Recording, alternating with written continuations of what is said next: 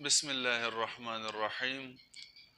حضرت امیر المؤمنین سیدنا عمر بن الخطاب رضی اللہ تعالی عنہ نے 10 سال 6 مہینے اور 4 دن خلافت کی۔ خلیفہ دوم 26 ذی القعدہ 23 سنہ ہجری کو امیر المؤمنین سیدنا عمر بن الخطاب رضی اللہ تعالی عنہ کے پاس ایک مجوسی غلام آیا، پارسی غلام، جس کا نام فیروز تھا اور اس کی کنیت ابو لؤلؤ ہے۔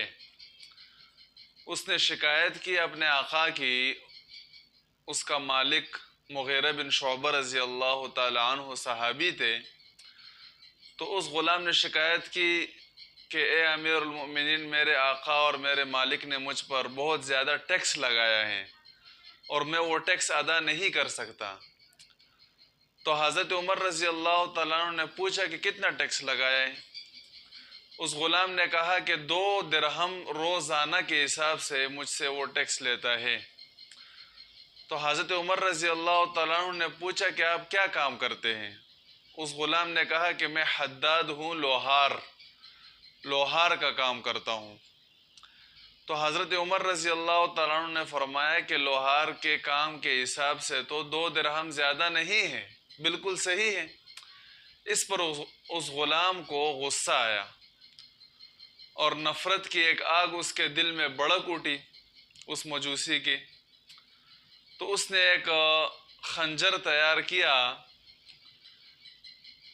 اگلے دن صبح فجر کی نماز میں جب حضرت عمر رضی اللہ تعالیٰ عنہ تشریف لائے اور صفیں درست ہو گئی تھی، حضرت عمر رضی اللہ تعالیٰ عنہ نماز پڑھانے کے لیے آگے ہو گئے اور تکبیر کہہ دی۔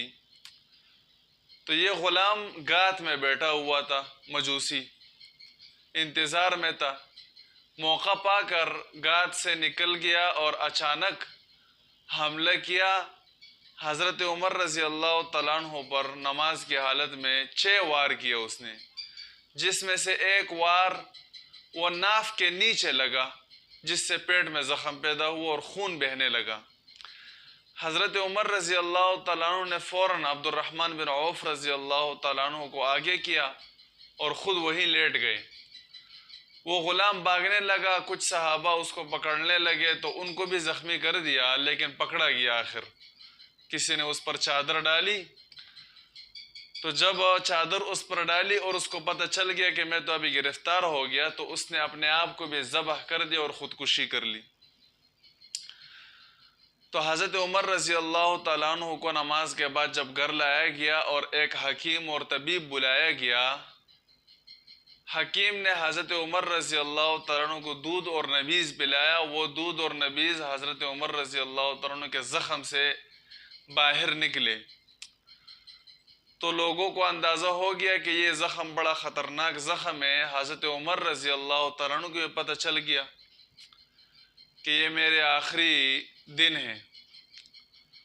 تو اپنے بیٹے حضرت عبداللہ ابن عمر رضی اللہ تعالیٰ عنہ کو حضرت عائشہ رضی اللہ تعالیٰ عنہ کے پاس بھیجا کہ آپ جائیں ان کے پاس اور ان سے اجازت لے کہ آپ صلی اللہ علیہ وسلم اور حضرت ابوبکر صدیق رضی اللہ تعالیٰ عنہ کے پہلو میں مجھے دفن کر دیا جائے۔ اور اس کی وجہ یہ تھی کہ آپ صلی اللہ علیہ وسلم اور حضرت ابوبکر صدیق رضی اللہ تعالیٰ عنہ کی قبریں وہ حضرت عائشہ رضی اللہ تعالیٰ عنہ کے حجرے میں بنی ہوئی تھی۔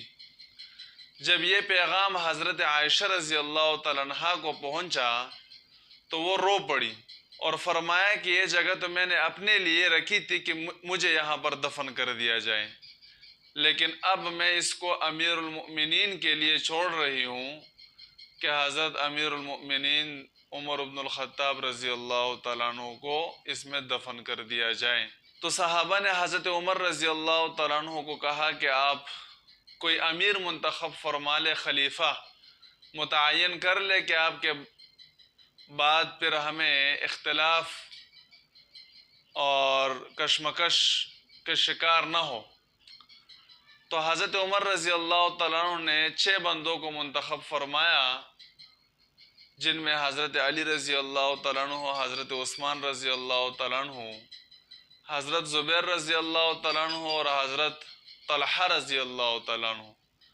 حضرت سعد بن ابی وقاص رضی اللہ تعالیٰ عنہ اور حضرت عبد الرحمن بن عوف رضی اللہ تعالیٰ عنہ، ان 6 حضرات کو متعین فرما کر ارشاد فرمایا کہ ان میں سے جس پر بھی کثرت رائے آ جائے تو اسی کو اپنا امیر اور خلیفہ منتخب کر لو۔